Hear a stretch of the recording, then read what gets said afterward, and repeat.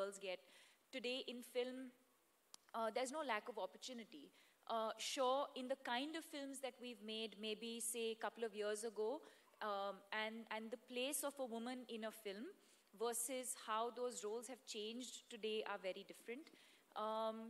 And of course the pay, which is again something that, you know, I'd like to speak for myself and say that for myself, I think I've been able to bridge that gap in terms of what my male contemporaries are getting versus what I'm getting paid. There was a recent incident where a director offered us a film and said, you know, creatively I liked it.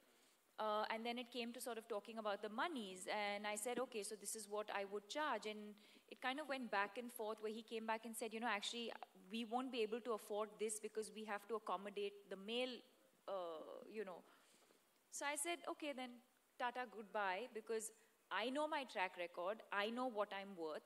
I know that his films haven't been doing as well as my films have been doing.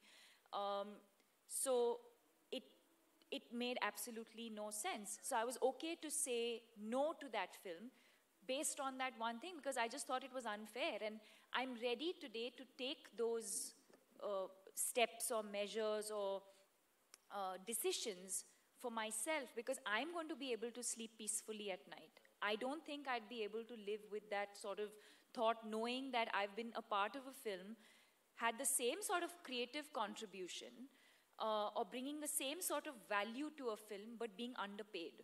I was not okay with that.